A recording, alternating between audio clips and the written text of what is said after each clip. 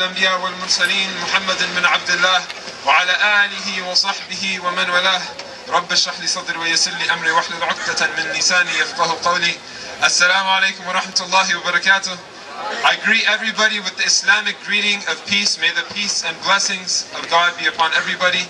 We start in the name of God, the most gracious, the most merciful. All praise is due to God, and may the peace and blessings of God be upon His messenger. Thank you all for coming out. If I could actually ask people to sit down, that way everybody can see and everybody can hear. So if you could try to have a seat on the stairs, that'll make a more conducive program. So today we're going to be talking about the current situation in Gaza. And before we get started, we're just going to read a couple verses from our holy book, the Quran, and then we'll be getting started. Yusuf.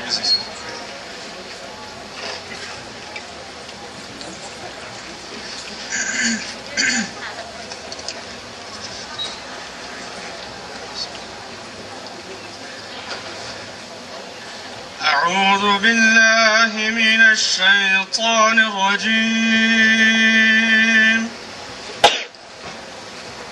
بسم الله الرحمن الرحيم.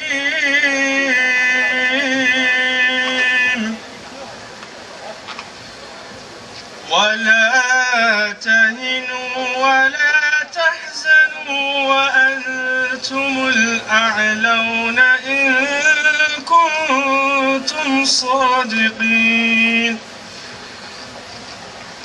ولا تهنوا ولا تحزنوا وأنتم الأعلون إن كنتم مؤمنين. إن يمسسكم قرح فقد مس القوم قرح مثله وتلك الأيام نداولها بين الناس وليعلم الله الذين آمنوا ويتخذ منكم شهداء والله لا يحب الظالمين.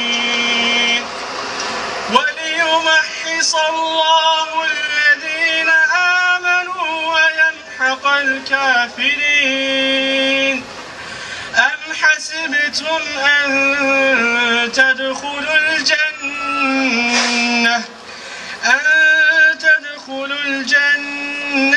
ولما يعلم الله الظالمين وليمحص الله الذين آمنوا ويمحق الكافرين. أم حسبتم أن تدخلوا الجنة ولما يعلم الله الذين جاهدوا منكم ويعلم الصابرين. ولقد كنتم تمنون الموت من قبل أن تلقوه فقد رأيتموه وأنتم تنظرون. صدق الله العظيم. In the name of Allah, the most merciful, the most beneficial.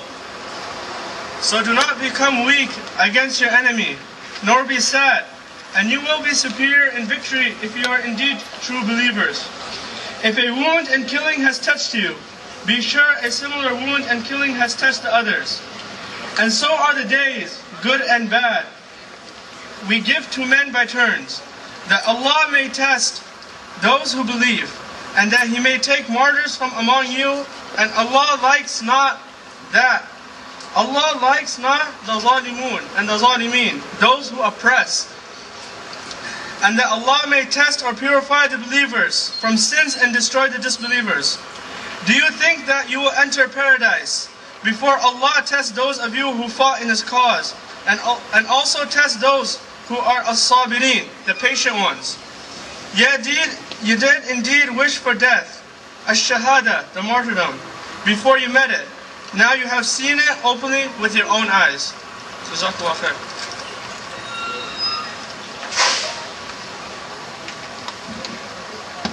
So we're going to have Russell come here and introduce the professor, but just a quick note. We have petitions and the whatnot going around. Make sure you sign those and give them back to us so we can submit them.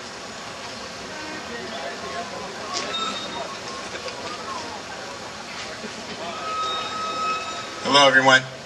I'm here to introduce Professor O'Connell. He's a distinguished faculty member at UC Irvine. He teaches such courses related to the issue of Palestine and Israel conflict, such as the war on terror and race and ethnicity.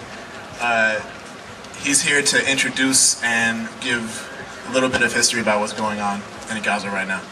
So, without further ado, Professor O'Connell. Thank you.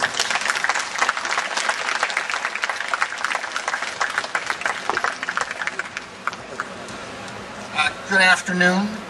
My apologies for being a little late. And I will have to make very brief remarks. I have a 12:30 class.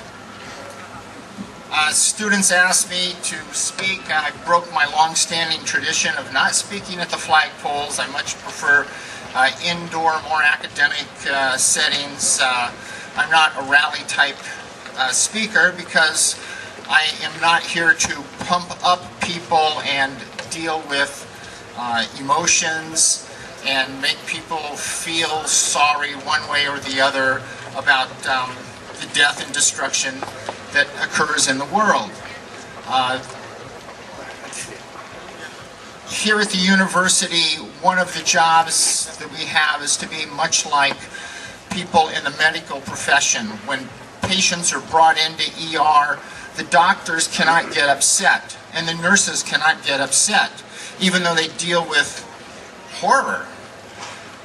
Because if they were to do their job, they have to be quite analytic and quite cool-headed.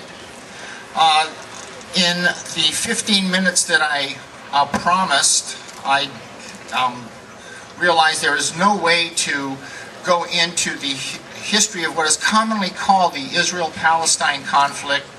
People sometimes have called it the Jewish-Arab conflict. Sometimes it's been called the Israeli-Palestinian conflict, referring to people rather than entities. There's no way to cover that. But I would like to tell some stories and ask some questions. And these are historical stories that relate to the current crisis, but they are not stories immediately from the current crisis that you face now. Years ago, I started to read up on the history of the Middle East, including the history of the development of what is now the State of Israel and the various Palestinian national movements and so on and so forth. And one of the things that I came across in my readings, using scholarly sources, recognized scholars and academics, was the following story. It's situated in 1946.